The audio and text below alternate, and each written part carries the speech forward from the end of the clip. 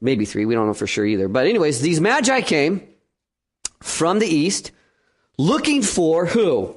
Right? It says they have come looking for him who has been born King of the Jews. Now they come into Jerusalem, right? Where Herod is king. And Herod is afraid of anybody else, right? Becoming a king. And these guys start asking around, hey, where is this person born King of the Jews? Now, had they known what they were doing, they probably would have been a little more strategic. All right? Because Herod was killing, throughout his reign as king, anybody that he perceived as a threat to his throne. He wouldn't even ask questions. He would just say, hey, that person concerns me, take him out. And he killed a lot of people because of his fear of his throne. So here comes these guys, these magi, these 3 folks, and they're walking around the town of Jerusalem, you know. Hey, they stop in the local cafe, going to get a cup of coffee, and they're talking around, saying, hey, by the way, do you guys know who is this guy born King of the Jews? We've seen the signs, we know the star, we recognize it. We're here to worship this King of the Jews, right? And all of a sudden, Herod probably gets word that, hey, Herod, there's some folks in town looking for this king that's not you. What do you think Herod probably did? He probably thought, oh, that's exciting. Yeah, great. I get to share my kingdom with another king. How wonderful this is. Let's have a party. No. That's not what King Herod said, okay? King Herod got very concerned, right? Let's go on. In verse 3, it says, when King Herod heard this, he was what? Disturbed. Now, this word is for our English language, isn't really given a good definition by the Greek. But if you look at the Greek definition of this word, he's not just disturbed like, hey, by the way, the Seahawks lost. That kind of disturbs me. Right? No, this is like a shattering of fear and anxiety. He is just freaking out over this situation about this king born of the Jews, right? Now, Herod quickly, right, assembles his people. And it says, when he called together all the people's chief priests and teachers of the law, he asked them, hey, where is the Christ who was born, right? Now, if I'm one of these chief priests and all of a sudden I get this notice, hey, you're to report to King Herod, he's got a question to you, knowing what he's done previously to those religious leaders, I'd be like, I ain't going in that place. I'm probably going to get killed, right? Fear is trembling throughout the people because Herod is nervous, right? Now, the text says that secretly, Herod calls the Magi, in verse 7 says, Herod called the Magi secretly and found out from them the exact time that star had appeared to them. So now he calls this secret meeting. He brings in these magi. He says, hey guys, I'm so excited you're here. I'm so glad you came to worship the King of the Jews. I want to worship this king with you, right? Can you tell me all about this? And so they did. And he realizes that this child, this King of the Jews, this toddler now, is somewhere between 0 and 2 years of age. And he sends out the magi and he says, hey, go and find this King of the Jews, worship this King of the Jews, and then bring him back to me so that I too can worship the King of the Jews. Right? Sure, Herod, right? You want to worship this guy. Right? And so the Magi go. The text says that the Magi go and they find this baby, this King of the Jews. And they worship him. Right? And they worship him. And then in verse 12 it says this.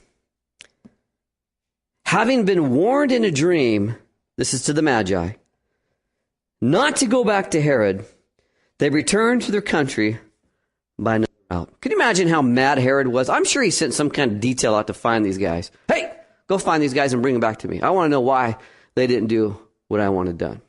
Herod is just disturbed. I mean, he's out of his mind at this point. He's concerned. He's freaking out. And then he gets desperate. He gets very, very desperate. And look what he does. It says in verse 13, when they had gone, being the Magi, an angel of the Lord appeared to Joseph in a dream. And it says, get up, he said, take the child and his mother, which would be Mary, and escape to Egypt. Stay there until I tell you, for Herod is going to search for the child and kill him. And so he got up, being Joseph, in verse 14, took the child and his mother during the night, and they left for Egypt, where he stayed until the death of Herod. And so was fulfilled what the Lord had said through the prophet. Out of Egypt I called my son. Verse 16 says, when Herod realized that he'd been outwitted by the Magi, he was what? He was so excited, wasn't he? He was furious. Okay? And he gave orders to kill. Look at this. This is sad. He gave orders to kill all the boys in Bethlehem. Not just Bethlehem, but in the vicinity, who were 2 years of age and under. I want to stop for a second. Ladies, how many of you are mothers? How many of you would want on your conscience that the birth of your child cost the lives of hundreds, maybe thousands of children? Can you imagine the burden Mary must have felt as she looked back over her shoulder and knew what was going to take place? It's complicated, isn't it, sometimes? The story of Jesus and the ministry of Jesus and the relationship that we have with God, sometimes it's complicated. But there's one message that always prevails in the complication of our understanding of God. And it's found in Isaiah chapter 6. Holy, holy, holy is the Lord your God. Do you know what holy means? It means he's perfect. It means that he's righteous. I want you just for a second, I'm going to deviate just for a second from the story, and I want you to understand this. Your God, my God, our God, is a holy, just God. He is in control all the time. Even in the most complicated of Christmas stories, or even in the most complicated Christmas season, your God is a holy God. And sometimes we can let the season distract us from the fact that we are celebrating Emmanuel, a God who's so holy, who created the universe, yet was so intimate that he gave us himself through his son, Jesus Christ, in the flesh on that Christmas morning. Just resonate there for a minute. How holy your God is. And yet, he reached out his hand to you to say, I love you. You are my child. So, there was Mary with all this on her shoulders. They flee to Egypt. They stay in Egypt for a while. Now Herod, the text says Herod dies, but let me give you a little bit of the story about how Herod dies, because I kind of like this piece, okay? Maybe it's just I'm weird, but I didn't like Herod, okay? Herod was a bad man, okay? But Herod was about 70 years old when he gave this order. Shortly after that, he gets a serious disease that affects his organs, kidneys mostly. He's in so much pain. Right? He's just killing people, still killing people. But he's in so much pain, he tries to end his own life, but he's not capable of doing it. Right? But he suffered this tremendous pain. And eventually, he dies. Right? Fulfilling the prophecy. And Jesus returns to Jerusalem. All right? Now, the story doesn't end there. Okay? Here's where I want to pick up the rest of the story. Because a lot happens right after that. Jesus grows up, does all these kinds of things, right? He dies on the cross. He's resurrected. He sees the disciples again. He starts the church. 80 years later, about 80 years later from the time that Jesus was born, all right? 80 years from that time, the Apostle John decides to scribe his gospel story. Now, here's what's interesting to me, okay? I'm going to pull all this together. I know I'm kind of shooting all over this, so you very detailed chronological people are freaking out right now, but it's okay. I'm going to tie it all together, all right? 80 years after the birth of Jesus, John, the Apostle John, scribes his gospel story. Now, do you remember when Jesus was on the cross And he was about ready to take his last breath, and he looked down, and who did he see? He saw John and who? His mother Mary. And he says to John, what did he say to John? John, behold your mother. And then he says to Mary, Mary, behold what? Your son, John. And basically what he was saying is, John, you are now in charge of my mother. Take care of her, right? So he does. He takes her and they go off to Asia Minor and they live to where she, until her end of her days. But can you imagine how many stories she must have told John about Jesus? Because you know how mothers love to pull out pictures and talk about their kids. Remember when he did this, and remember when he did that, and blah, blah, blah, blah, blah, blah. But I am sure that of all the narratives of the birth of Jesus, John got it more than anybody. From the very beginning that he was the angels announced to Mary to the very end of his life, John probably got the picture better than anybody. But when you look at the beginning of John's gospel in chapter 1, look how his narrative of the birth of Jesus begins. It simply says the Word was with God, and the Word was God.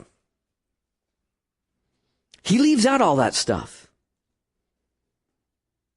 All that detail. Because the question is the Christmas season about what happened or is happening? This is the question.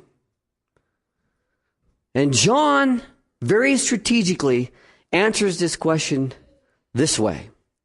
Turn to your Bibles with me to John chapter 1. Okay, we're going to tie this together, right? By the way, the Christmas story begins in Genesis. I think it's chapter 3. Right?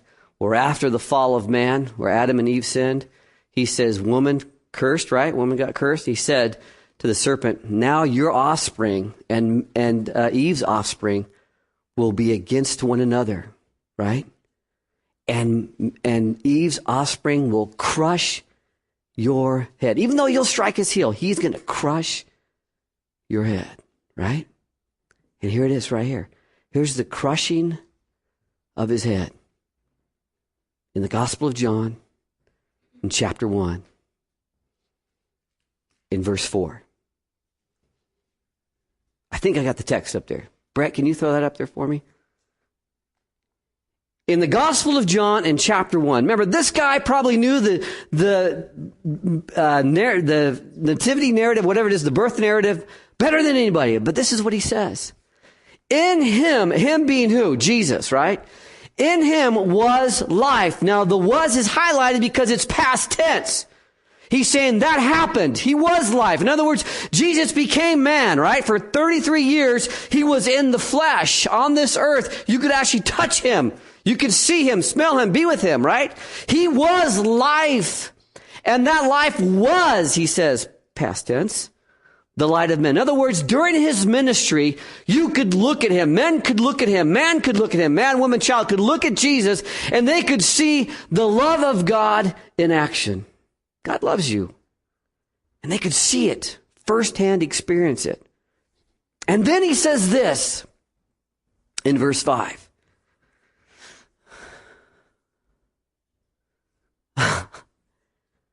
That light shines in the darkness. Now, just for a minute, stay with me. I'm going to give you a Greek lesson. All right? I hate Greek, by the way. I only got a C in it. But here's the point. Okay?